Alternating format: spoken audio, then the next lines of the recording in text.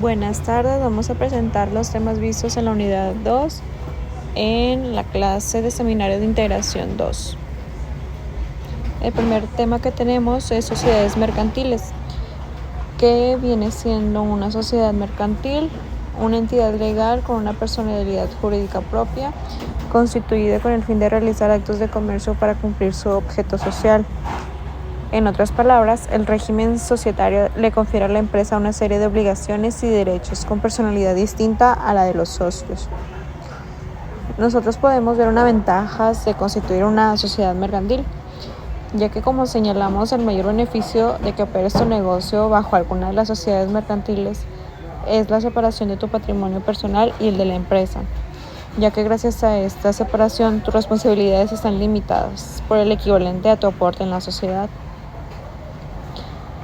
También podemos apreciar las características principales, que si bien cualquier sociedad mercantil permite perseguir objetivos económicos, sí varían mucho en función de su finalidad, participación de los socios y formas de administración. Pero antes de revisar las diferencias entre las sociedades mercantiles, es importante comprender las características en común de estas entidades jurídicas con sus ventajas y desventajas para constituir y crecer una empresa en México. Este tiene su capacidad jurídica, ya que la primera característica relevante de todas las sociedades mercantiles radica en que cuentan con personalidad jurídica propia, ya que, como aclaramos líneas arriba, todas ellas poseen su atribución de derechos, responsabilidades y obligaciones marcadas por el ordenamiento jurídico, independientes de los socios. Existen varios tipos de sociedades mercantiles en México, que es sociedad en nombre colectivo, sociedad en comandita simple, sociedad en comandita por acciones, sociedad de responsabilidad limitada, sociedad anónima, etc.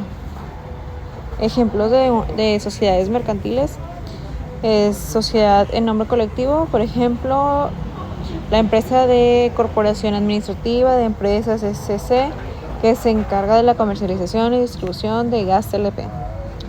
La sociedad en comandita simple, un ejemplo, la empresa de minería cobre y bronce SNC.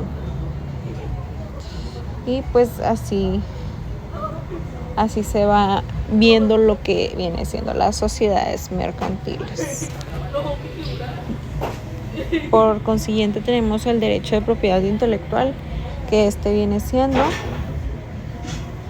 más que nada aquellos que confieren a las personas sobre las creaciones de su mente, suele dar al creador derechos exclusivos sobre la utilización de su obra por un plazo determinado, y habitualmente los derechos de propiedad intelectual se dividen en dos sectores principales: derechos de autor y derechos con el relacionado, ya que los derechos de los autores de obras literarias, artísticas, por ejemplo, libros y demás obras escritas, composiciones musicales, pinturas, esculturas, programas de ordenador y películas cinematográficas, están protegidos por el derecho de autor por un plazo mínimo de 50 años después de la muerte del autor.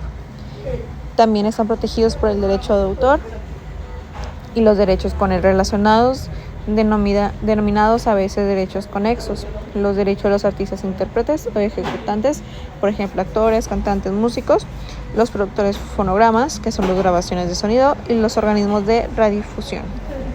El principal objetivo social de la protección del derecho de autor y los derechos conexos es fomentar y recompensar la labor creativa. La final de la protección de la propiedad industrial es impedir toda la utilización no autorizada de dichas figuras.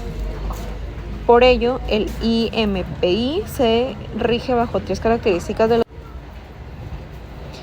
la territorialidad,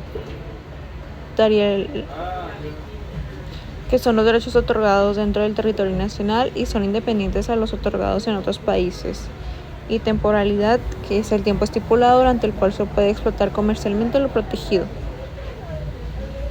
En el comercio internacional, vemos que el comercio exterior es un intercambio de un bien o servicio realizado entre al menos dos países diferentes. Los intercambios pueden ser importaciones o exportaciones. Una importación se refiere a un bien o servicio introducido en el país. Una exportación se refiere a un bien o servicio vendido a un país extranjero. ya que entre los artículos que se comercian habitualmente están los bienes de consumo como los televisores y la ropa, los bienes de capital como la maquinaria, las materias primas y los alimentos. Otras transacciones implican servicios como los servicios de viaje y los pagos de patentes extranjeras. Los fideicomisos públicos son instrumentos jurídicos creados por la administración pública para cumplir con una finalidad lícita y determinada, a efecto de fomentar el desarrollo económico y social a través del manejo de los recursos públicos administrados por una institución fiduciaria. Asimismo, mediante el contrato de fideicomiso se da seguimiento a diversos programas y proyectos estatales que persisten el bien común. Los elementos que contiene un fideicomiso público no difiere del contrato de un fideicomiso tradicional. No obstante, detallamos los elementos que contiene esta variante o tipología de contrato fiduciario. Y los tipos que existen es la asistencia